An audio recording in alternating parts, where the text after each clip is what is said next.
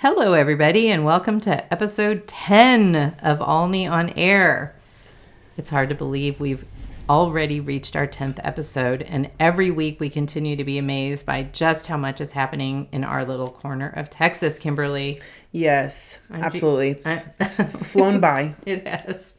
All right, I'm Gina Keating, editor and publisher of the Olney Enterprise. And I'm Kimberly Smith, executive director of the Olney Chamber of Commerce. We've got another great show for you today. Mayor Rue Rogers joins us to talk about everything happening at City Hall, from the future of Olney's water treatment plant to new housing, downtown improvements, storm recovery, parks, and where he sees our city headed over the next few years. Then we'll be joined by Dr. Robert Ferow, Director of Behavioral Health at the Olney Hamilton Hospital Heritage Senior Adult Program and one of the Enterprise's columnists. We'll talk about mental health, suicide prevention, and what rural communities like ours can do to make mental health care more available and affordable. We'll also tell you what's happening around town in our community calendar before we wrap everything up. So grab a cup of coffee, settle in, and welcome to episode 10 of Olney On Air. Welcome.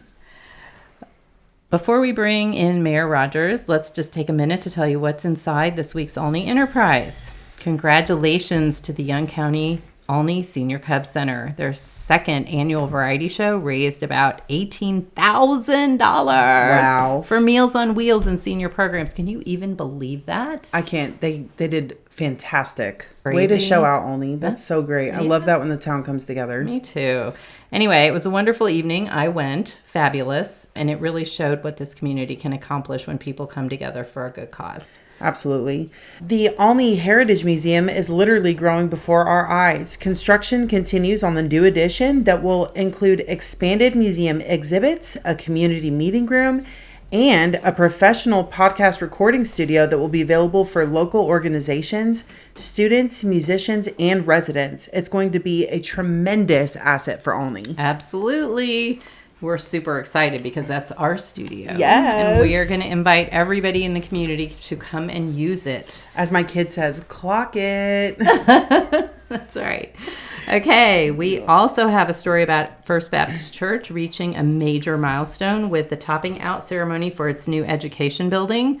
The final steel beam is now in place, and church leaders are hoping to have the new facility completed during the first quarter of next year. Yes, it was a great ceremony. I loved it so much. Also, if you're headed to Stewart's Food Store over the next month or so, don't forget you'll need to use the temporary entrance on Avenue O while workers finally replace the front windows that were damaged when a pickup truck crashed into the store back in January. We've also got stories about the Cub Scouts restoring the Scout Hut. At Tom Griffin Park, the city's continued strong sales tax collection, the Eliasville Tabernacle's 100th anniversary celebration, council news, business updates, opinion columns, sports, and much more. And just to let you know, we have a special segment on the back page. We are expanding our coverage into Graham, so I wrote my first stories about the Graham City Council. Yay! And just what's going on in Graham. So we're hoping in the next few months that we're going to expand that, do Graham Sports, Graham ISD, all kinds of Graham stories. Yes, I love to hear that you will have coverage for Young County by Young County. Yes, and exactly. That's just great. We're the last locally owned newspaper in Young County. That's me, sorry. All right. Mayor Rogers, welcome to Olney On Air. Thank you Yes, guys for having me. thank I you. appreciate it. The long anticipated. I've listened to the show and excited to be on it. Oh, good. Well, we have a million questions.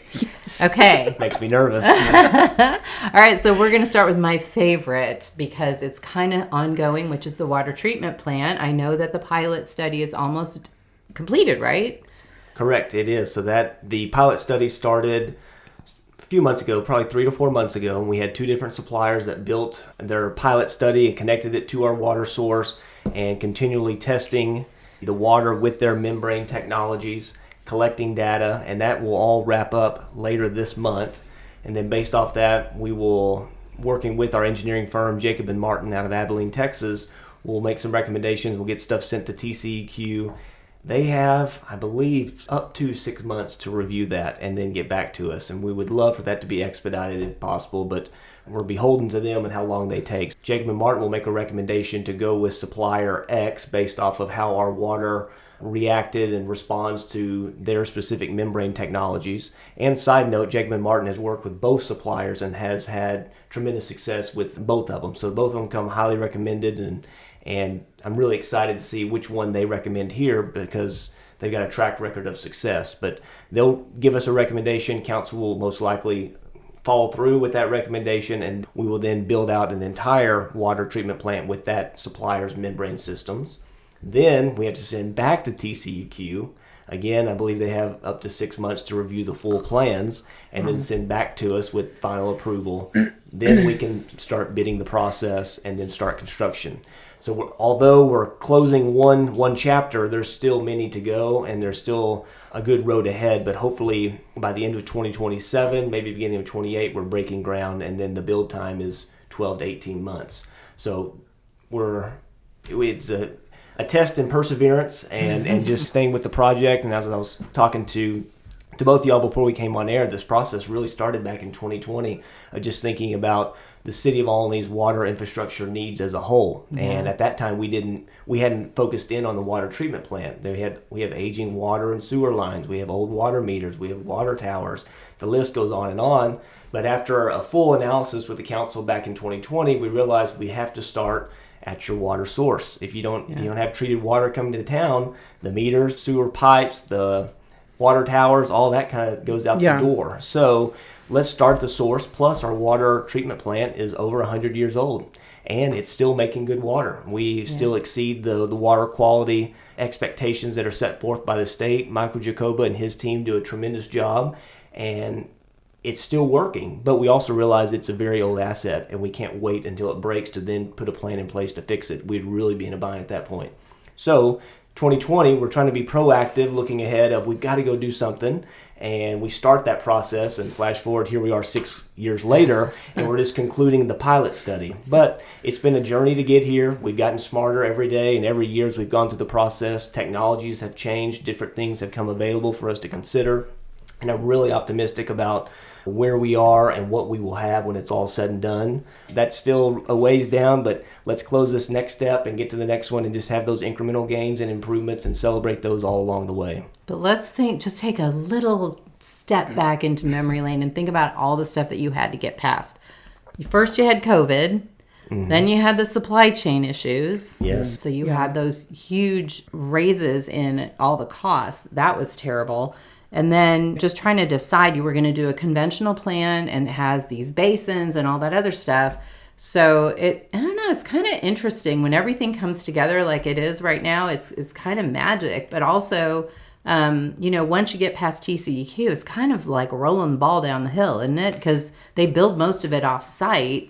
So you just, it comes here pretty much made, and then don't they just drop it on the site, and then you have some, basins and stuff like that? Yes, then we can connect to it, some clear wells to hold the water and different things of that nature. But you're right. Once we get through the approval process with the state, TCEQ, things can go quickly. We'll bid it out and get some different things going with that. But it has evolved a lot. Back in 2022, our thought was let's build a conventional plant similar to what we have out there. Obviously, it's proven technology. It's worked for over 100 years. Yeah. And we thought if we go back with that same thing, just with some newer technologies and newer equipment, then could that last another 100 years? And that was our mindset initially. But to your point, the timing with COVID and supply chain, and then mid-2022 is kind of when interest rates really started to escalate.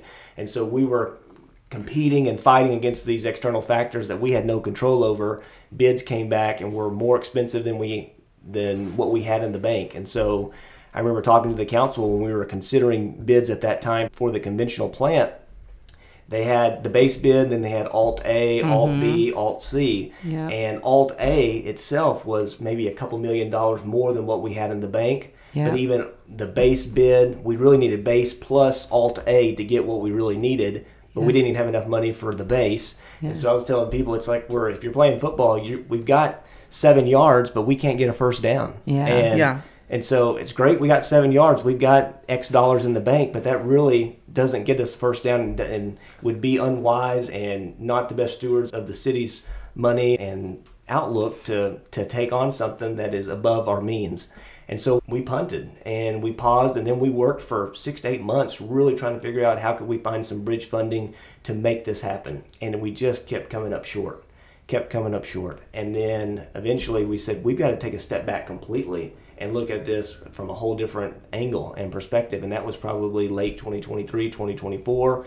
And so we sent it out to all engineering firms again, just really starting over. And that's when Jacob & Martin came to the table and said, here's an idea, here's a technology, here's kind of a cost idea. And it has really worked well, and the chips has fallen in place, and going to be really excited when it's said and done. Yeah. Sometimes it doesn't benefit to push a square peg in a round hole. It doesn't work out because it's not supposed to work out. And so I think it's how that time, those improvements that get made, and the different technology and all the different things that have made it to where it's all falling in place. I know it's been 6 years, but to me, I'd rather wait for the right thing. It's a big purchase for the city and for the town, and I think it's really important that we have all this experience now moving forward versus, okay, we're just fly by night. Let's just go with what, I don't know. I think it worked out really well. And now you have Jacob & Martin, and I was fortunate. I was at a city council meeting a couple times, and they've been there, and I was really impressed with them, with their representatives. So. Yeah, and not only that, but now we have extra money if everything goes right. It's not even going to cost,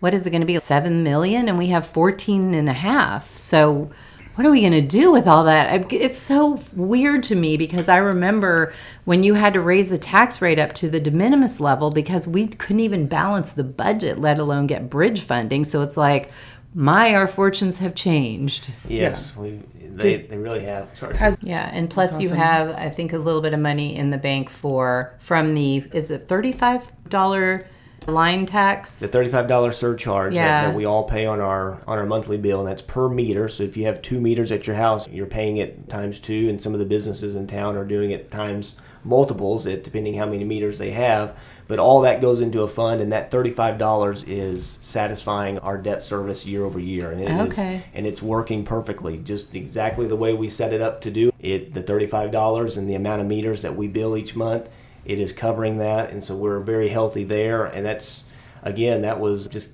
long-term planning, and the council at that time that was forward-thinking enough to put that in place. Yeah. And granted, no one wants to pay more, but we all want to have water, and that's something we don't want to take for granted. Right. Well, you don't want to get to the position where you need a complete replacement and it's not working anymore, because that would be detrimental. You can't. It can't happen. So I think jumping on it, you just got to. You got to do it. Those are those things. If we want, what would we even do? I don't know what you would do, but it would be a dire situation, and a $35 surcharge would pale in comparison to what we would end up having to pay if you're having to haul in water or do some other catastrophic things just to supply water. But then not only to mention just the pinch and quality of life impact it would have on the citizens and homes and businesses. That's just a nightmare that as mayor or as a city official you just don't even want to think about. So you want to be proactive and make sure that never happens. And again, our plant is doing well, and we just need it to continue to work well for another couple years probably, and then at that point this new plant will be up and running, and then would love for it to work for another 100 years and serve the coming generations. And not only that, it can serve more people. Can I ask a question? Yeah, of course. Are y'all doing anything to address the seniors and the people on fixed income who are barely making it with rent and things? Is there a program coming up to help them pay their water bills? They're calling on family members to help them just because their water bill is so high. Yeah, that's something that's not lost on us at all. And even going back to for the last 4 years, that was a lot of something that we discussed at length with the council and even the community members in some of those town halls of how do we do that and how do we roll it out and what programs are there in the community and different benevolence things through different local churches they've helped. We've looked at how can we as a city help, and I know there's programs at the city. If someone can't pay their bill, then they can contact the city, and there's a payment plan that they can work with you, and as long as you're in good faith and you're making payments, the city's going to work with you. So we understand that. We understand that life happens too, and sometimes things come up, and so we want to be gracious, and we want to work with those that we can and try to find assistance when possible. And there's not an easy magic button answer to that question, but we realize that it's that is a reality though, and so we want to be again, be gracious in how we handle that and do what we can to help. Yeah, there was a state program a couple of years ago that they were signing people up for. I will find what that is. If you sign up for it, they prorate them, and your electric and your water bill's the same every month. So I will find out what that is, and I'll repost that in the paper, because that is important. I mean, a lot of people are having problems with utilities. We had that story a couple of weeks ago when Pam, the lady from Atmos, came over and talked about the almost $500,000 that they have put into assistance for people who needed utility help. So there is help out there, and it's a great question, and I will get all those resources and publish them. Yeah, as well as Rolling Plains Utility Assistance. They open that every month, and I saw that post on Facebook, and now that you're saying that, it's like, I wonder if they are also circulating that information to our seniors that may not be on social media. Yes. Because that's a pretty important program. Like, I know that they do utility assistance. They also do weatherization program where they come and get your house all set up, and they make sure that everything is good there. So I would encourage families of seniors or seniors themselves to reach out to Rolling Plains, because they have open registration or sign-ups. Yes, and also USDA has $10,000 grants for people over 62. I think you have to make less than $42,000 a year, and you can get an energy-efficient air conditioner. And also there's something like, I believe it's a couple $1,000s worth of state grants for updating and making energy efficient air conditioners and so forth. So there is help out there. You got to be patient and you got to apply for it, but it's there. Yep. I'm glad you asked that, because I will put that in the paper soon. Absolutely. Because these bills from this heat are really crazy. Okay, so really quick, Mayor, I heard Andy Wolf, our city administrator, talking about maybe moving the water plant into town. Could that happen? And if so, why? Yeah, that is a reality and something that we're considering. You can move it into town, and there's some benefits to doing that as far as maintenance and being able to get to it faster. The lake is only 5 miles outside, but that's to stop what you're doing, and from the city barn to get out there it does take time, and so there would be benefits of having it here. The city owns that land where it could be placed, and that's next to one of our in-town towers and whatnot, but could be set there, and there could be some benefits of that. And so we've talked to Jacob and Martin about that. I know that Andy and Michael have also discussed that at length, and so as we get to those next steps, that will become more and more of a discussion of something. Is that what we want to do? Are there pros or are there cons to doing that? But something we're certainly considering. All right, so let's talk about Andy Wolf. Yes, one of the biggest changes at City Hall this year has been bringing Andy Wolf on as city administrator. How has that changed the way the city operates? So we were thrilled to have Andy. He started, I want to say maybe mid-May is when he formally began, and so he hit the ground running, and we had some very, very qualified applicants for the city administrator position, and Andy was the cream that rose to the top. But there were some great applicants, but Andy just stood out. Just his skill set and his background. He's primarily worked in public works going back 15-20 years ago, and then he got into city administration and has worked for some different municipalities. He was the city administrator at Hyco, and if you've ever been through Hyco, it's just a neat little town, and they're doing a lot of wonderful things there. And he brings a wealth of knowledge, and then that he can walk in and he has that expertise on day one. He's very humble. He is quick to listen and slow to speak, which is a great trait, and I think he's going to relate well with people and citizens, and will hear them out and understand if there is an issue or a concern. He actually has ties to Young County. I think he met his wife when he was working in Grantham, and she was working in Olney, right? Yes, so she was a travel nurse at that time and was doing a clinical or something at Olney Hamilton Hospital, and so he was in Graham. He was the public works director in Graham at the time, and she was doing that here in Olney. And that's when they met, and then they got married, then they moved to elsewhere in his career, but that's when he kind of really got into city administration. And so they were excited to get back to Olney, and that played a big part when we were interviewing him.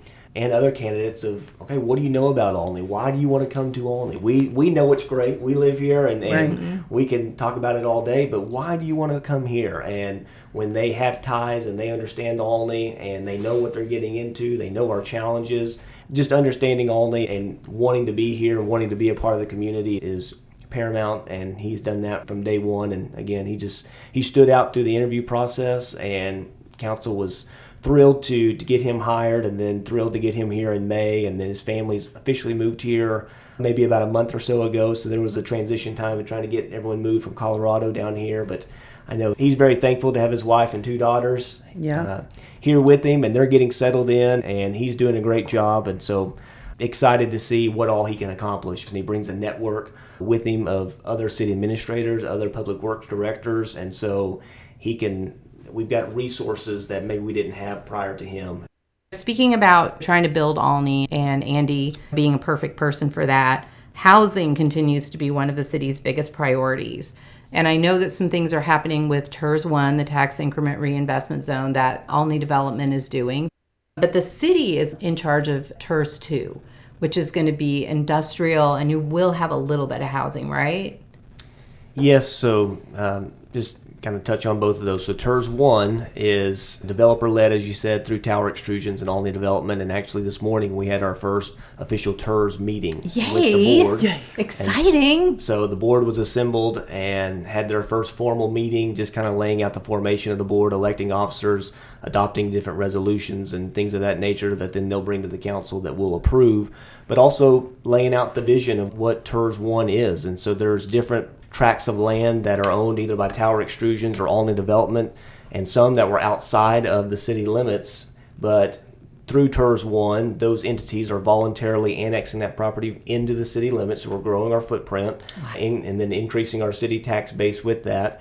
But the goal is to go build houses. So over on the Morrison land, which is over on Highland Drive by the water tower, there's plans to build entry-level homes there and kind of that medium-level home, and developments there of potentially 100 homes. Wow. And then out across the street from the country club and golf course along Country Club Road, it's called the Bumpers land, but it's the old family that used to own it. But having those and trying to sell those in 5-acre tracts to go build bigger homes and have a little piece of land with it. But that property is all outside the city limits that's being annexed in. And then across the street from Tower, Olney Development owns several lots in that neighborhood back behind 3T Meats, and directly across from Tower in a vacant lot between 3T, and there's a little white house and a vacant lot there. And the plan is to build some quadplexes and some different homes there. But that's all kind of in motion and getting going, and the formation is created and it's moving forward. But that is to help address one of our biggest needs is housing. Yeah. And the city's got things going with water infrastructure, and we've got the capacity to supply additional growth and do these things. But housing is really the next big thing, because there's over 1,000 people a day that are commuting into Olney to work at Tower, Air Tractor, Simcoe, hospital, school, etc., Brazos, Fort Belknap, and then they leave and they're taking their salary dollars and they're going and spending them in other places. But we need that money to be in our local economy. Yeah, absolutely. And those families living here, and that changes our school, and it changes the grocery store, and it has a compounding positive impact. And so the goal is really if we could get 100 plus homes. I think the original TERS 1 plan is 150 plus homes. Wow. And if we can get that built and then get those sold, I say we, but just as a community, if that happens, then that is transformative for the whole community. And excited to see what it can happen. That TERS 1 is a 45-year plan. That doesn't mean it's going to take 45 years to get these homes built, but it's not going to happen in year 1 either. Right. But the 45-year plan is just that tax increment reinvestment. So after the end of 45 years, the tax increment that was going into the TERS fund would then just go back into the coffers of those different entities that they have all committed to put into the TERS. And so the county's participating, the hospital's participating, and then obviously the city's participating. And it's going to be really exciting to see that development and get it going, and then get homes built, and then have some people move to town and call this place home and plant roots. Yeah. My question is, so for us, we are highly interested in the Bumpers land area. And so for us, when we would like to purchase one of those tracts, how would somebody, one, go about doing that? For us, everything what we have, we own. So that would be another rental property available in Olney. But how would somebody that's interested in that, how would they go about getting participating in that? Well, if someone's interested in a property out on the bumpers, that's owned by Olney Development. So reaching out to Olney Development and talking to them and negotiating with them on that property. One thing about the TERS and the housing, it's an affordable housing project. And so it's not necessarily for profit for the developer. And I think TERS 1 and the developer of TERS 1 would love to get the infrastructure, the roads, the curbs, the gutters, and the water sewer in place, but then would love for a developer to come in and then have build-ready lots to come in and do the construction and take that burden off of Olney Development or whomever is going to be trying to do that, because that's a huge job in and of itself, and there's people that do that full-time and maybe could come in and do it even more efficiently and cost-effectively, ultimately. But that's kind of where we are on TERS 1 and getting it up and going, and exciting that today it actually was the inaugural meeting, and so Yay. That's moving. And I know, it's so exciting. Yes, and then in TERS 2, a little more broad as far as just the project's going to be water recapture, water infrastructure, some homes, some different things of that nature. The EDC was really the group that was bringing forth this idea, and so there needs to be some more conversation with the EDC and the city to say, okay, where are we? What's the next step? What do we need to formalize? Do we need to hone in on one specific project? And then start taking some of those actions just to formalize the process that TERS 1's a little bit ahead of the game on, but could also be our model, and then continue to proceed with that. And so again, but TERS 2's got potential to go do some other things, and the footprint of TERS 2 is much bigger than TERS 1, and so could some of those TERS dollars go to downtown, go to some of these other areas that need some attention. Yeah. Is the hotel included in the TERS 2, or is that a different project? Which hotel? Hamilton? Right next door, yeah. Uh-huh. Mm-hmm. So that pretty much that whole strip of Main Street downtown, from the old Olney Savings Building to it maybe goes all the way down to the PSI building. So I mean, it covers a good portion of Main Street, or all of Main Street, and it doesn't extend to all the north-south streets, but kind of that downtown area and the downtown focus to where you clean that up and put some money back into that. And so that's an idea, but TERS 2 is more broad, and which is not a bad thing. Eventually, we're going to have to narrow the scope and hone in on a project or projects, but it's not bad to start broadly and then figure out what our need is. And then if we can have TERS 1 and TERS 2 working in conjunction, then I think that only benefits the community. And again, the hospital and the county have also agreed to participate, and so they've got representation on those boards, but then also they're contributing some of their tax increment dollars to those funds to help promote and push some of these projects. Okay, so when Mayor Rogers says water recapture, we're talking about making it so that we don't have to walk through a lake when it rains on Main Street, and that water will be captured and sent back to the water treatment plant, right? Is that where we're going with that? Yes. So I mean, to your point, we get a good rain, downtown really floods, so drainage is something we need to look into. But out just south of town, kind of Olney Road over there, it just collects, and it's a lake after a big rain. Yeah. All that water eventually flows downhill to Graham and so on. But is there a way you can capture some of that water and recharge and send back to our lake, just further resupplying our water supply? We do have a contract and an agreement with the city of Wichita Falls. If our lake drops below 65%, we can initiate our contract and start pulling from Lake Kickapoo. But how great would it be if we never had to do that? Yes. That's a great contingent, but if the whole area gets into a drought, what's the city of Wichita Falls going to say to Olney someday? I don't know. We've got a contract, and they've always honored that, but I don't want to be dependent on that. And Absolutely. If we can have a plan in place to either recapture water and maybe treat water, and then could you even sell water? I mean, that's another idea that I've talked with Tom Parker quite a bit about, and he's very passionate about those things, but he's looking at how are you going to generate more revenue for the city. You have property taxes, and you have water sales, and you have some sales tax that has increased recently, but those are your main drivers that are funding the city. And so if you can come up with a way to generate more revenue, then man, it puts you in a whole different ballgame, and it allows you to go address services that need to be done and can help you. And if we're trying to grow the city with housing and different things of that nature, PD is going to have to grow. Our volunteer fire department's going to need more equipment. City staff may grow. Things, as you grow, everything's going to grow with it. And so how do you fund it? You guys will have a nice bump in revenue, not just from sales tax. You'll get it from property tax this year. Yep. Oh, that's great. So it doesn't keep the city's budget and the hospital budget and the county budget, what they'd get from our area, as status quo. We should all see a little increase, but we're giving up part of the full increase to go into this other fund. Right.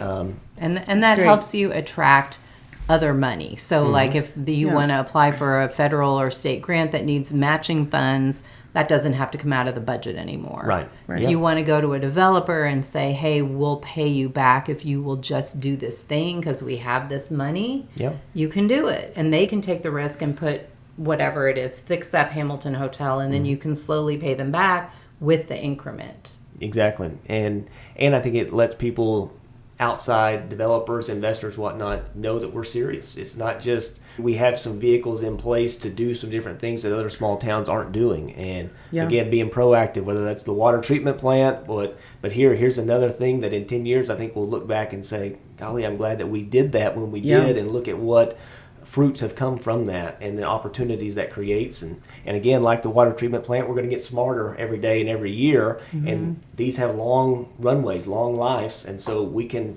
adapt and amend and make it better. And again, I think it's just going to be a positive for the city. Yeah. Me too. So it's a little quick question about the facade program. OEDC voted to go ahead with that.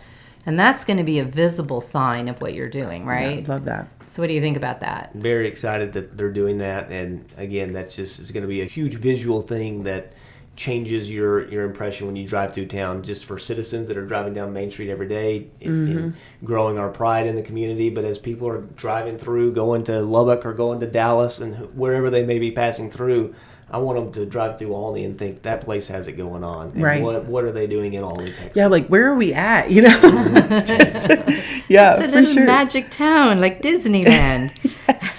Okay, so do you have anything else to announce to us about downtown development before we get... let's talk about the Scout Hut, unless there is something that you want to tell us. No, I mean, I'm just excited about downtown development, the partnership and the work that the EDC is doing, and that's the way it's supposed to work. Okay, so let's talk about Tom Griffin Park, the Scout Hut, and the, what's it called, exercise pad? Yeah, exercise pad, fitness, I don't know, fitness equipment, but we'll talk Scout Hut first. So that building has been there my entire life that I can remember being here, and I maybe was in the Cub Scouts as a little boy, but then I never did Scouts growing up, but several of the guys that I went to school with stayed with it all the way through and became Eagle Scouts. We have the Eagle Scout mural just on the edge of town, where in 1970 or 71, 2 or 3, we had all those Eagle Scouts in one year. So there's a rich history of Scouts and scouting here in Olney. And so Chris Garcia, just through the American Legion and wanting to revive that Scout program, took it upon himself and got it started. And then they've been meeting at the American Legion.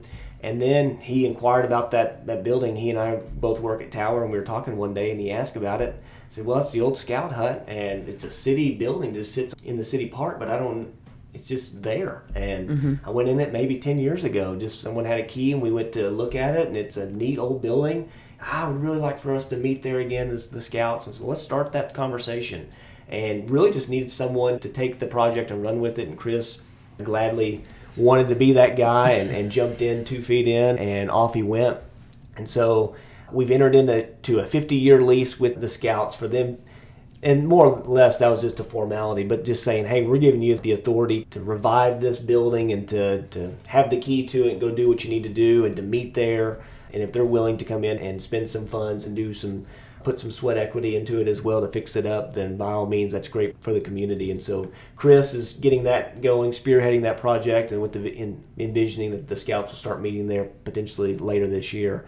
So we're excited for that, and that's, again, fix that building up. That, again, fixes up the park, which has had a lot of work done to it through Keep Olney Beautiful the last 10 years, from the walking trail to the playground to the pool. And then, so now we kind of get the Scout Hut fixed up, which is not really KOB, but just, again, improving the park. And then about 2-3 months ago, I got an unsolicited email from the National Fitness Campaign. Just sent it to the mayor. I get a lot of those emails that just come, and a lot of the time they're junk mail, and I will delete them. But I was reading through it, and I thought, I don't know what this is about, but I'll respond. And so I responded to the email, and the guy immediately responded back to me and wanted to set up a call. So he and I got on the call together. And super nice guy, and he's telling me about the National Fitness Campaign and what they do. They partner with Blue Cross Blue Shield, and there's up to a $60,000 grant that you can apply for these fitness pads, but it's promoting exercise and health in your community and just getting outside and being active. And so we visited, and I said, well, this could be something we'd be interested in, and particularly Keep Olney Beautiful. I'm also on the Keep Olney Beautiful board, so I went to that meeting and said, what's our big project for this year? And we had a few small things, but nothing big that we had centered on. And I said, well, what about this? So then Kyle Turner, who's our KOB president, and Reed Mankins, who's our treasurer, and myself, and Luke Leonard got on a call with this same guy. We started talking through it, and the excitement grew. We had 2 or 3 calls with him, and then it came time to submit an application, a non-binding application for $60,000 in funding, and we submitted it, and then literally submitted on a Wednesday, and then by Monday they called us with our main contact along with the head guy from the National Fitness Campaign, got on a call with us and said, City of Olney is the perfect fit for it. We're awarding you guys $60,000. Wow. So with minimal effort, we looked up and we said, we got a grant. Like we didn't, okay, this is real. We were kind of just trying to get information, but now we've got this grant, and the KOB board's very excited about it, and so now we're talking to local businesses and local foundations just to raise the difference that we need to come up with. But it's a fitness workout pad that will be first class, and it'll all be body weight. And so it doesn't matter the age or ability level, but it's all body weight and different things.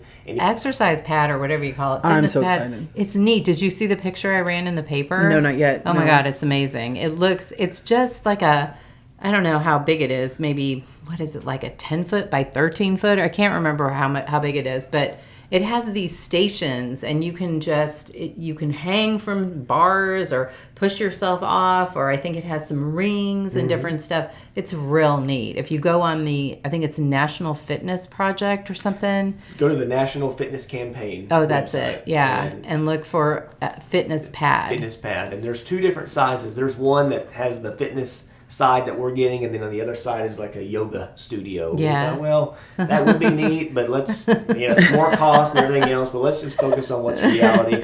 And so we didn't do the yoga side. But the other neat feature of it, so you have that wall. If you look in the picture, there's a kind of a stone wall, concrete wall that will go, and on the back side of that, you can partner with a local artist to put their art on it, and maybe something like a mural. A mural, and a nod to the community or something of that nature. So we'll reach out to local artists to say, would you be interested? And then the Blue Cross Blue Shield also awards that artist $5,000 for the work. Wow. Okay, artists, come on. Yes, get into you're it. Artistic. We'll be taking taking bids. But I know. I'm like, I know we used to do in Austin, they used to have these boot camps where the guy, like whoever would lead it, they would just like lead it randomly, and they were just like, oh, like Tuesdays at 5:30, and there would be a bunch of us over there. It all depends on how hot it is and all that. Well, we would all meet at a city park, and we would all go, and they would lead us in this class. And if you're close to summer, you're just dying out there. But it was so neat because you have the kids playing over there, and that's just what I'm imagining for Olney. I think that's so cool. It's going to be amazing. I use that park every single day. And if I had some, usually I'm walking my dog, but it would be just really cool to be able to do that. I'm out there anyway. I would use that 100%. So anyway, if anybody wants to donate to that, donate directly to Keep Olney Beautiful. Okay. And so we're a nonprofit, and so tax deductible. All donations are tax deductible, but just reach out to me, reach out to Kyle Turner, reach out to Reed Mankins or Luke Leonard. Our board has 11 people on it, but very, very engaged and exciting. The build out rate on this too, it could, if we secure our funding fast enough, they build it off site and then ship it here, and then it's simply they assemble it. we could have it up by November. Oh my I mean, God. Wow. Oh, Yay. that'd be amazing. We could start our own boot camp. Yes. it won't be Yes. as hot in November. Maybe a perfect time know. to have it up and going. But Yeah. Oh, yeah. Okay, so let's really quick. One other thing that I thought was pretty interesting at the city council meeting was that, as usual, you're trying to get rid of foreclosed properties because you have a lot. Is it still like 3 dozen? yes, Okay, so, but Dustin and Rebecca Altmiller bought one. They bought the one across the street from their house. And they said that they were hoping they're going to put a fence around it right now. But they said they wanted to build some ADIs, that they wanted to possibly have a little bungalow there to house coaches who might come in or teachers or something like that.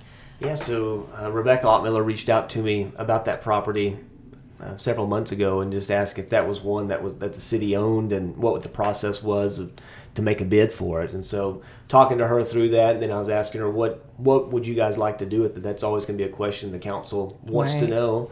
And they said, well, number one, kind of build that fence backside of Allsup's and maintain the lot, keep it clean, but also potentially to build something there, home for recruiting coaches or teachers and whatnot. So Dustin Ottmiller's the new athletic director. And just like any position, any company in town, hiring and trying to get employees to come here and live here, they're always going to say, well, I don't have a place to live. So I know TERS 1 we just talked at length about. We're trying to address that, but he's trying to take some steps into his own hands, he and Rebecca, and say, well, if we own this property, we could use it for our benefit. There's a coach that you want to bring to town or a teacher that could be there. So we were thrilled to sell that to them and to get that back on the tax roll. And we want to do that with all the lots that make sense. And it's always interesting. Those lots go up for sale, and sometimes you get some out-of-state inquiries from Washington or New York State, and you think, do you really know what Right. you want to know? buy this little lot? Like, Right. and What do so you- we're leery on those, but when it's someone Yeah. that's local and that has a plan and they want to fix it up, they want to do something, by all means, let's get it back on the tax roll.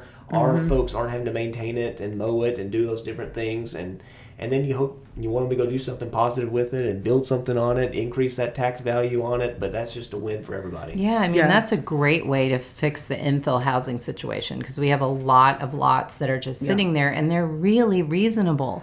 Like some of them are $3,000 and $4,000. Yeah.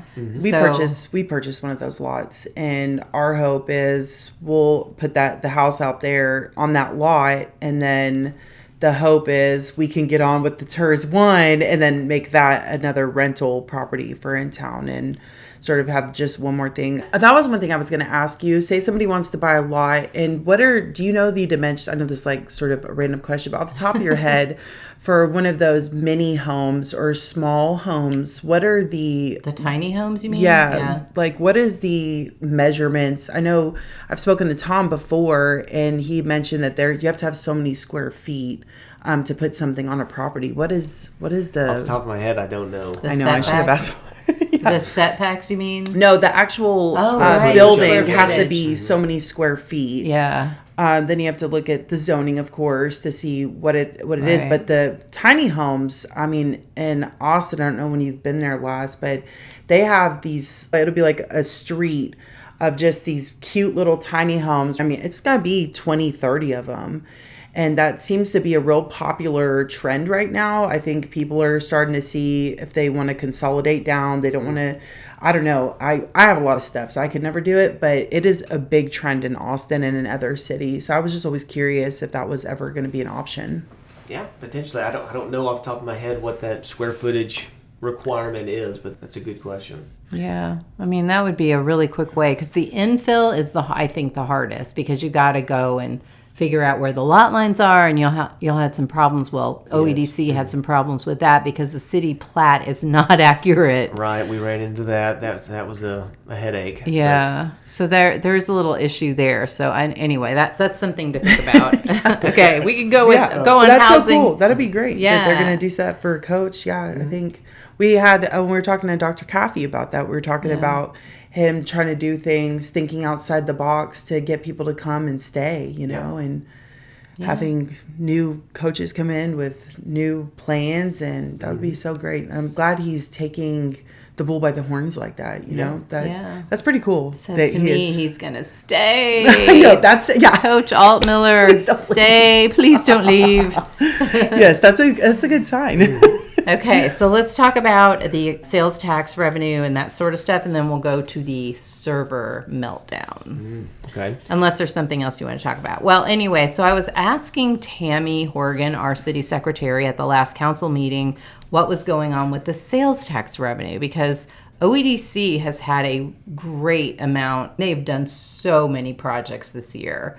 I think they said in the meeting that they had more revenue than they were expecting because they get a part of the city sales tax, right? Correct. So I asked, she just out of the blue pulled that for me, and I got to look at it, and I wrote a story about it for this week's paper, and it's huge. The city's sales tax revenue has more than doubled since 2010.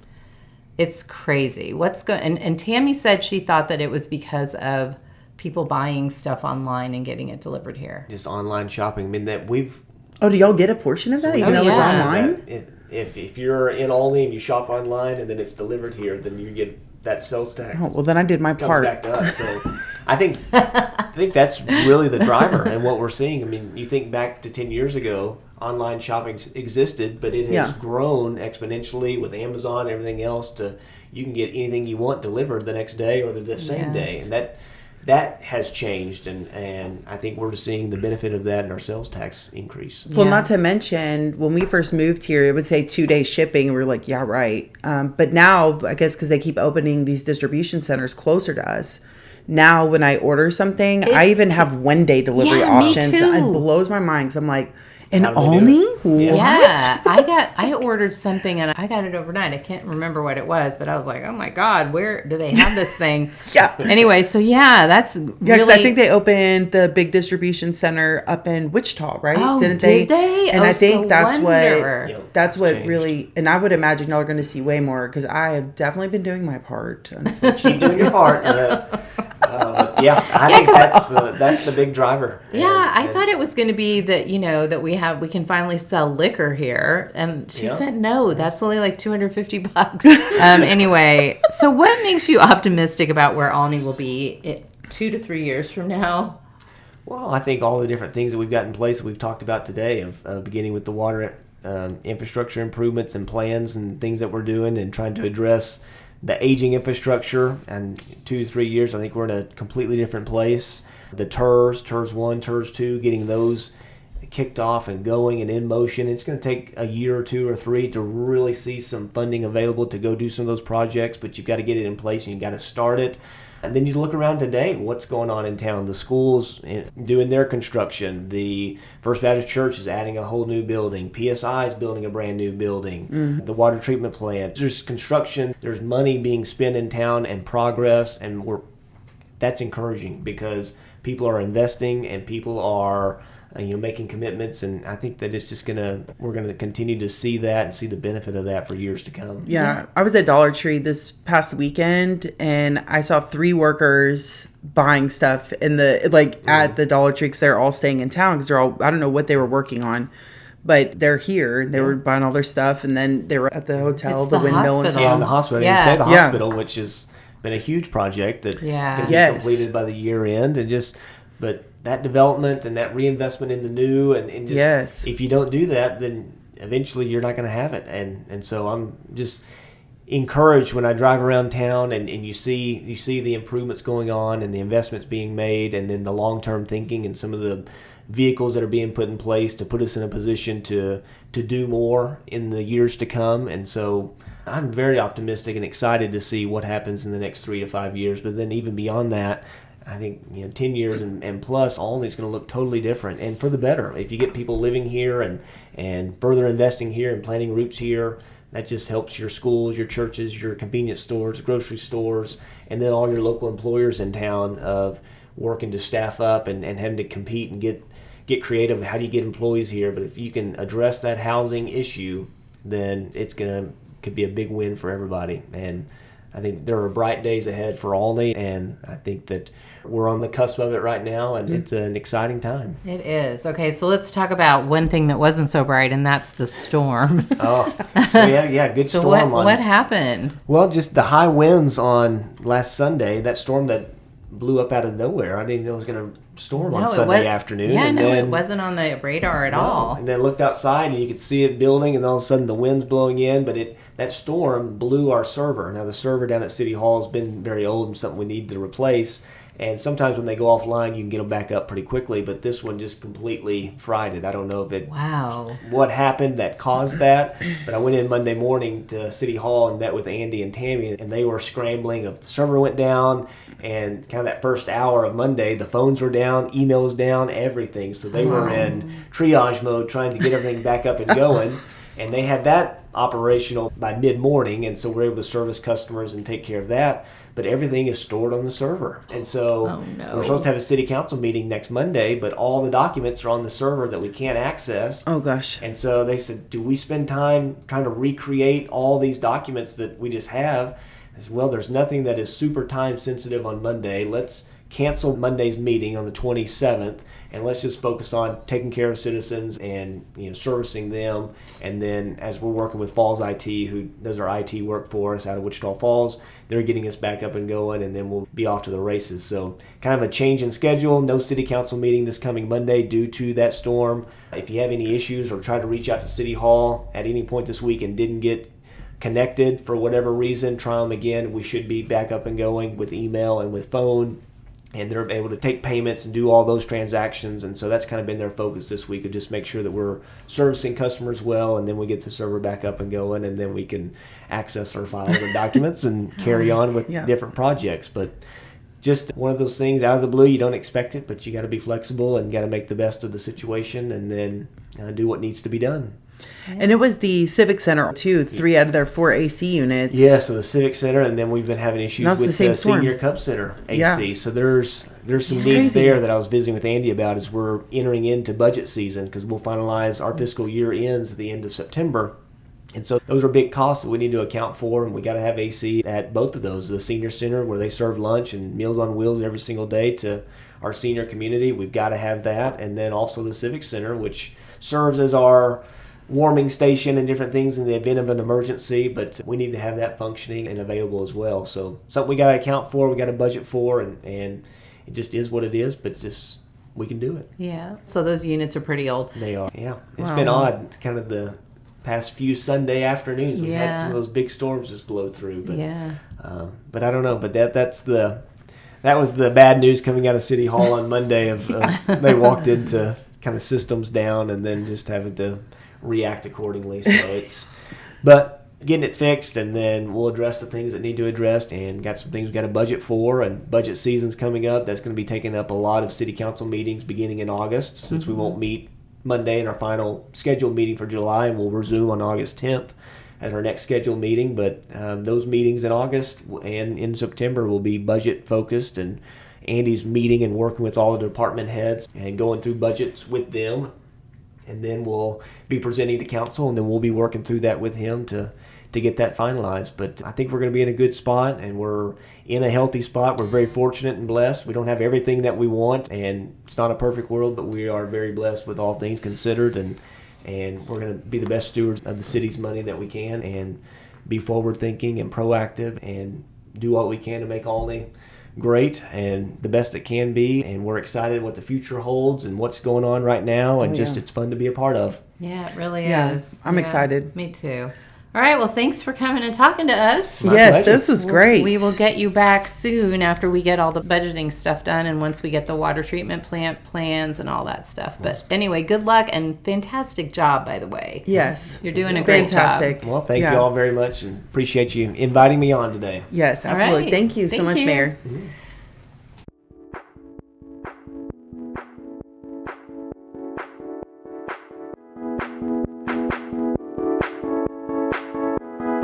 Dr. Ferow, welcome. You've been writing a very thoughtful series for the Olney Enterprise on suicide prevention and mental wellness. Tell us a little bit about the Heritage Program. So the Heritage Program at Hamilton Hospital is designed for seniors, although that term is kind of liquid. It will go younger than just someone who's in retirement, depending on what problems they're dealing with. So if they're dealing with problems that are similar to that of a senior, then we'll accept them as well. But the main focus is helping people that are in retirement or Social Security status make the adjustment to being older.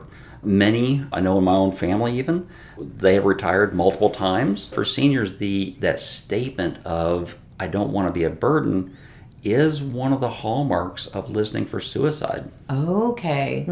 Because their fear of no longer adding and giving back to society is such a detraction for them that they can't accept it. Wow. And so hearing them speak more about being a burden, you want to pay attention to that. They're trying to, in a subtle way, say, hey, this is serious. They won't ask for help, but they will say, I feel like a burden. Yeah. I don't want to be a burden. They have spent their whole lives looking after the family, taking care of kids, and now all of a sudden those roles have reversed. Let's get into your series of articles that you wrote recently, and that was about suicide. So why did you decide this was such an important topic to write about? Well, I've been up here in Olney for just over 15 months and just not looking at hard statistics of what's happening, just paying attention to the community and the surrounding area. And I happen to notice there's a lot of suicide in this part of Texas. And so as a part of a continuing education I was in, that got me looking at what's going on in rural America. Yeah. And so I looked closer at it and realized this is a topic that needs to be addressed. And so that's what led me to wanting to do that. Well, it's a huge myth, and it's an old myth. And I think that's the key of it having such an anchor in our society, is that, and I don't know where it started, but the idea that if we bring it up, if I broach the topic, then they'll do it. Right. And I'm kind of being a little exaggerated about it when I say it because it's wrong. Yeah. And the reason we know it's wrong is over the course of the last 40 years of research and studies that have done, they've discovered that being very direct, when we pick up on the hint, because that's usually how it comes across. Someone doesn't come out and say, oh, by the way, next Tuesday I'm going to be killing myself. Right. Nobody does that. Right. But what they will do is they will make little subtle hints. Like I said, with the seniors, oftentimes you'll hear things like, I'm tired. Well, they're not talking about physical tired, they're talking about emotional. And so they'll make these little statements, and if we approach it and say, are you thinking of hurting yourself? Now that's different than thinking of killing yourself. A person can say, well, no, I don't want to hurt myself. Right. Well, their plan is to kill themselves. That's very different. Right. And so what they'll say is, you have to be very direct with them and say, are you considering killing yourself? Do you want to take your life? Or they may say, if I just don't wake up, it would be better for the kids. If I could just stay asleep, things would be better. Because I think that the saddest part is a lot of folks get caught in this idea of they're the problem and that their family would be better off without them. Everybody will move on. The kids will have a better life. They're doing fine now. And so they will start to make little comments. They're subtle. They're very subtle. And the myth of talking about it keeps us quiet instead of shining a light on it. And I like to use the idea of the spotlight, one of those first responder spotlights that lights up the whole area. We got to look at it. And it can be a very uncomfortable conversation. There are classes a person can go through. There's one called Mental Health First Aid. And I've been through that training myself. And they say that basically the same thing is, don't walk around the topic, go straight to it. Call that elephant out that's in the living room and say, are you thinking of killing yourself? Because that puts a person in a situation where they have to either lie about it or they have to go, yes, I've had the thoughts. Right. And I like to point out to folks, one of the big fears, the reason they don't come out and say it, is that fear of being locked up. That big fear is another one of the mythologies. And like I mentioned earlier, before we started, was a lot of that comes from Hollywood, movies, cinema, theater, even comic books. Not everybody goes to inpatient anymore. Okay. First of all, a lot of times programs such as the Heritage Program, or going to an outpatient program, or even just going to see a psychiatrist at their office. And sometimes a person doesn't need a psychiatrist because a psychiatrist is going to give medications. That's their primary focus. All they need is someone to talk to. That someone can be a licensed professional counselor, a social worker, even their pastor. Some pastors are trained in performing pastoral counseling and care. Yeah. And for those of us that have gone through that training and have done it, it requires just a willingness to show empathy and compassion. But the mythology that we were on is so ingrained in our culture. Like I said, the movies, I was even making reference to the comic books with Batman and the Arkham Asylum, and how even as kids we read comic books. I remember reading them when I was a kid and looking at it going, oh, that's horrible. Why would I want to go there? And then we have the stigma that goes to it of, well, if people think I have a problem, then I'm crazy. Right.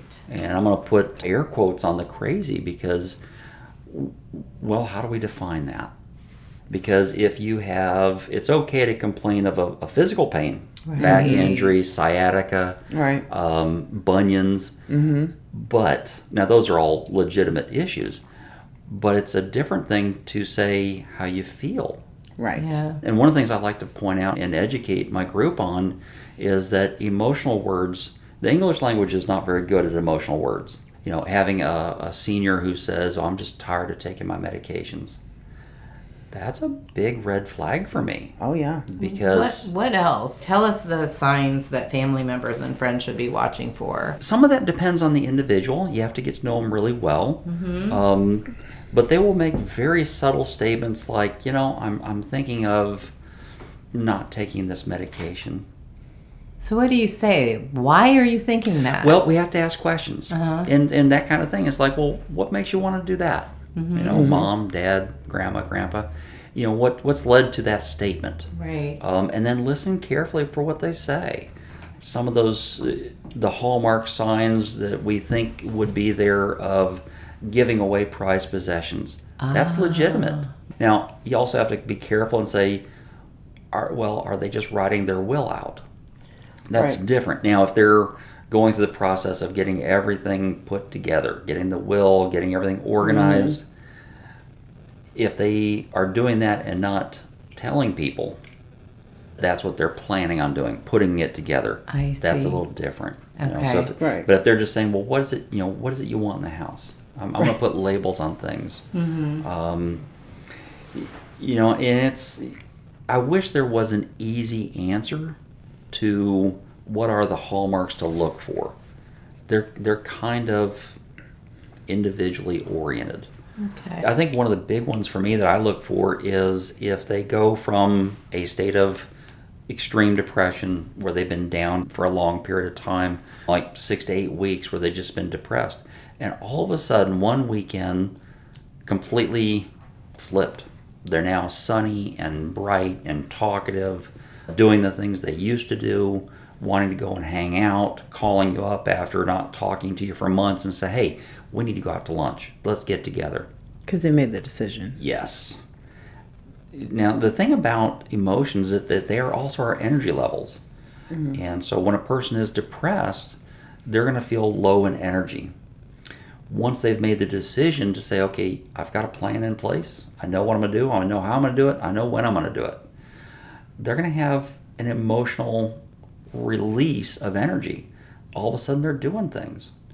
And so a person may look like they snapped out of it. They're better. That would be a warning sign. I would say pay attention to those. Yeah. Because that's when all of a sudden, hey, what happened? You know, you were really down for a while. And now all of a sudden you're on top of the world. What's going on? Pay attention to that. And then just be open and say, hey, you were down for a long time. Are you thinking of killing yourself? Oh my goodness, that is a hard question to It ask. is. These are very uncomfortable topics. Yeah. Yes. And a lot of that stems back to we don't bring that up. We don't talk about it because maybe then they'll do it. Right. And that's just not true. Of thinking of suicide. and then actually going into the motions of taking the steps, because I do separate those. They are very different things. Having the thought and having the action plan is very different. But the ripple effect is where they make that decision, but they don't stop to realize what's going to happen afterwards. Mm-hmm. And so what's going to happen to the family? What's going to happen, not just financially, but that moment of, we found them. Yeah. And we think this is what happened. There's a cascade, a domino effect, whatever expression we want to use, that describes really what happens in the family. The depression, the fear, the anxiety of it happened to this one. Well, who else might be? It does momentarily bring to light the problem within a family, but then there's also that the next tendency of what one thing caused it. It wasn't one thing. It never is one thing. It's usually a sequence of events. And so after the event is over, a lot of times we have to move on. Society says you can have bereavement leave, but then you got to go back to work. Right. And so the ripple effect causes a lot of the parents to say, I can't deal with my emotions. I have to function again. I have to continue moving on without having the proper ability to grieve. Yeah. And so one of the biggest problems we have seen over the last 20 years is a complex grieving process that has now been identified as even being clinical. Really? Yeah, that if a person doesn't face normal grief and go through it, as opposed to trying to avoid it, it can become a clinical basis where the person actually suppressed it and never dealt with it. And then it comes out in other ways. Like, what does that look like? Well, it depends on the individual. It can come out in different ways. I've seen it come out as a form of anxiety, the fear of death and dying, that existential crisis of my own mortality. But it can also come out in more suicides within the family. Right. There's been a lot of studies done that show that if a family member has a family history of suicide, it makes it almost more acceptable. And it kind of gives it a permission, if you will, allowing other family members to start thinking, well, if Grandpa did it, maybe it's okay. Yeah. And I think the saddest part to the whole thing is the problems that lead to suicide are, like 99% of the time, temporary. Yeah. It's a permanent solution to a temporary. Yeah. It's not so much strange once a person spent time watching it, but with seniors, there is this tendency once they lose a spouse, lose a career, they start losing the people and places and things. It is so easy to then pick up more alcohol, and that's that studies have also shown that a little over 75 to 85% of suicides, alcohol's involved. Wow, I didn't know it was that I high. can see that. It's extremely high. Wow. And it's almost like a liquid courage. Now the problem with that is alcohol is a nervous system depressant. So what should people do if you do have that conversation like Kimberly was saying, you are super direct with your parent or whoever it is, and they say, well, yeah, I've thought about dying. Yeah, well the first thing I would do is don't freak out. Okay. Don't allow, I know, that's really hard to do. And the thing about that is we have to recognize having the thought, like I said earlier, having the serious is it? Do you have a plan in place yet? So the one question leads to more, in which those questions would be, how would you do it? Do you have an idea?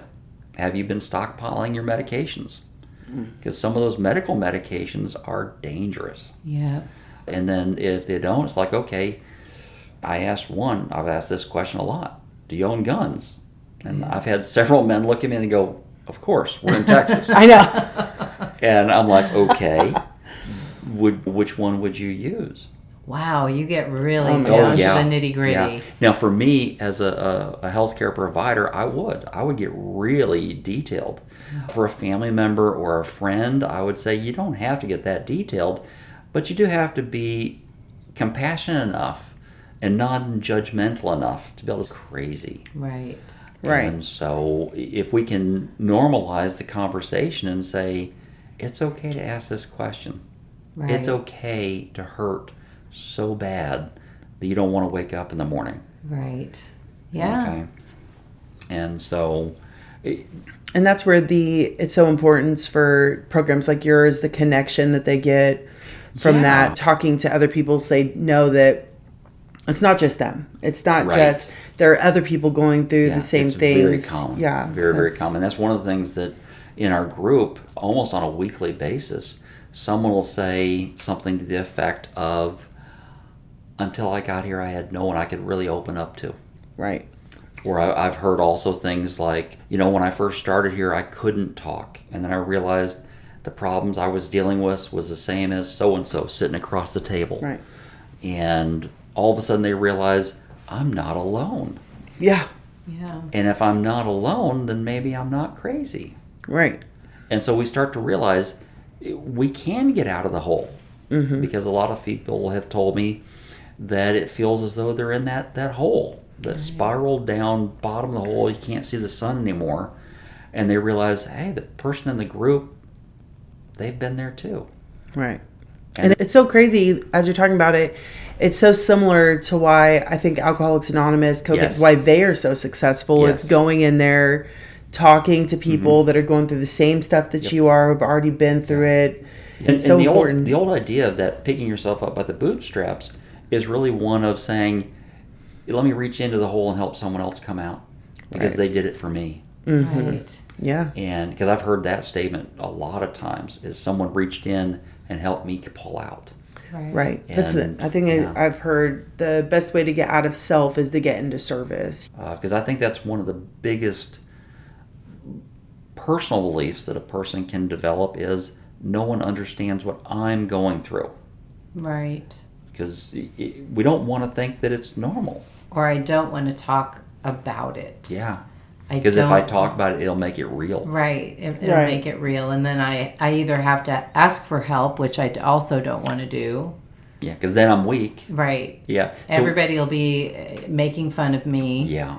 So, and then we get that label applied. Right. And so it's kind of that perfect storm of the what if scenarios. If I open up and admit there's a problem, then it's real. And if it's real, then this is going to happen, and this is going to happen, and this is going to happen. And so a person goes down this rabbit hole of the what ifs. Right. And then they beat themselves up with the shoulds. I should have done this. I shouldn't have done that. Mm-hmm. And before long, a person starts having what we call racing thoughts of self-blame. Yeah. And it's really amazing to watch happen. But it's also more amazing when a person realizes, hey, I'm not alone. There is a way to get out of this. Yeah. And the only way to do it is I got to talk about it.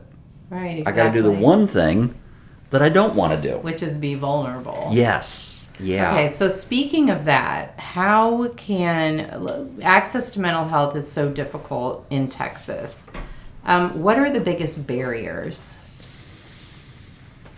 We've talked about this one before, you and I. Yes. And I made kind of a glib statement the first time, and I just said money. Financial, a lot of seniors struggle with having co-pays, having coverage, having the financial resources. Texas is at least lucky enough that we do have, in some parts of the country, in the state, a lot of resources. In this area, we don't have as many.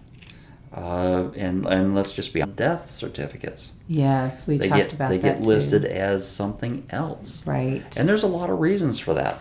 One of the big ones that I was reminded of this last month is by putting suicide on it, it will prevent insurances from paying off. Yes, exactly. Yeah. And so that means if a suicide is listed, then the family doesn't get the money that the person thought they needed. Right. So now we're back at the ripple effect. Yeah. So, a person commits suicide thinking, well, I'm going to help my family, I'm going to give them what they need. kind of like from the movie It's a Wonderful Life, Jimmy Right. Stewart. Yes, exactly. And, when Mr. Potter looks at him and says, "You're worth more dead than alive." Yes. So the idea of, he just suggested suicide. Oh, he's going to go do it. Right. Well, that's where we got the myth. Yeah. So I blame Hollywood, but that's also where we realize the families may not get the money. Right. Because if it goes on the death certificate, then that stops everything. Right. And I mean, the other thing is, if you have a family member who has committed suicide, and I do, in not my generation, but it's something that you look at your family and you think of it in a different way, always. Right. You know what I mean? If it's somebody close to you within one generation, you do think about it like, so what's wrong with my family? What's wrong with us? Right. You'll never not think that. And especially being, I grew up Catholic, so that was a huge sin. Right. Yeah. Because that's one of those sins that you can't go to heaven then. No, that's right. And I think Catholics, you can't get buried by the church Yeah, if you that's commit right. suicide as well, Yeah. right? I mean, that's why there's such a huge... So there's that ripple effect of the consequences. Right. Yeah. For example, in Texas, the number one questionable suicide is a single car accident. Oh, Wow. yes. What was going on? Was it truly an accident, or was that an intentional suicide? Yeah, you're I know right. in larger communities, Houston, Dallas, San Antonio, Austin, the number one suicide approach is stepping out into traffic. Oh, wow. It's and I tell people, don't do that one, because if you're in a bigger community, those hospitals will keep you alive. Yes. That is not a foolproof approach, No. but it is a common approach because it's so easy to do, and it would not be listed as a suicide. Yeah. It would be accident, motor Yeah. vehicle. Yeah. And then on top of that, it really is. There's so many little nuances to these topics.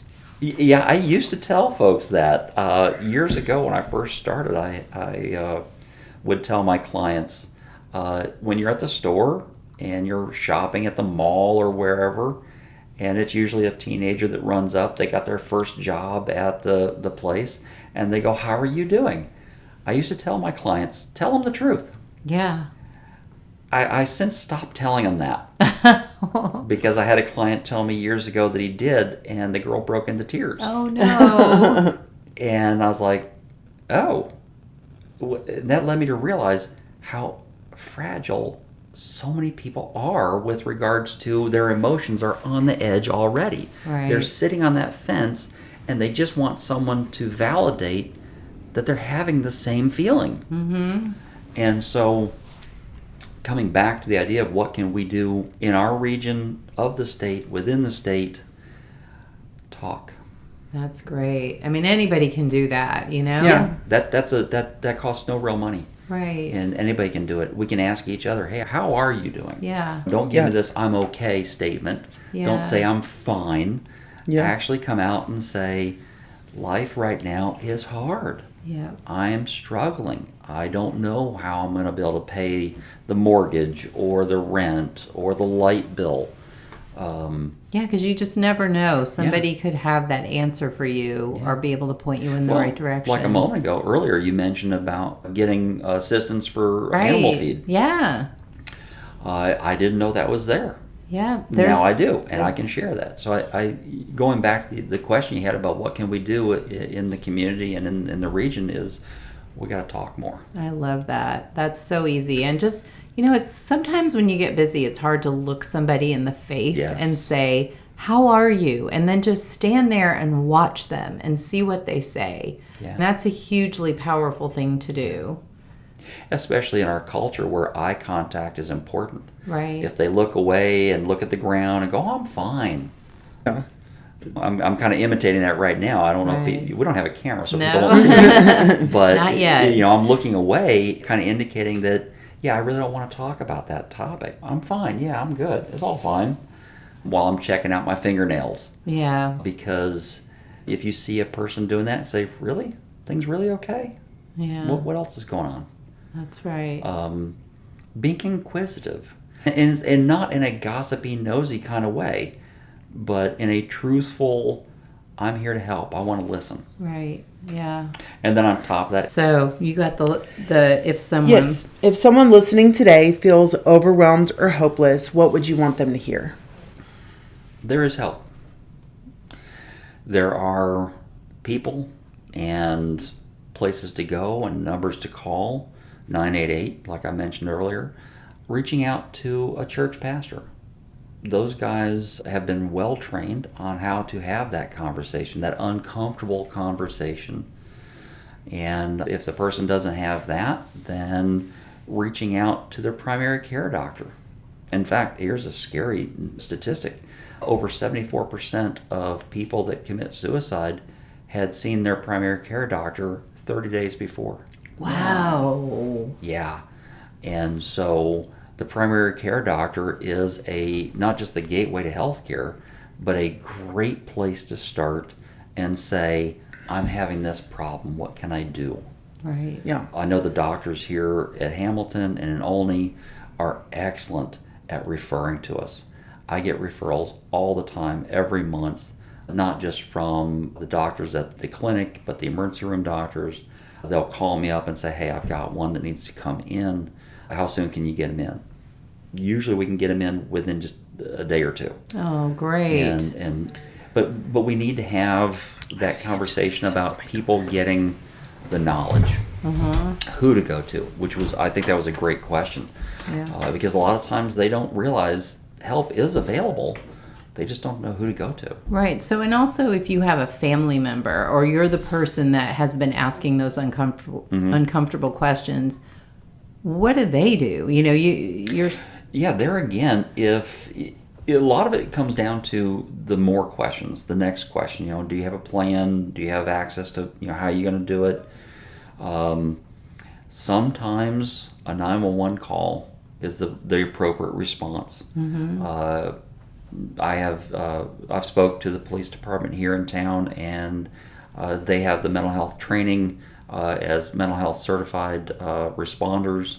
The EMS here in town is also equally good at it.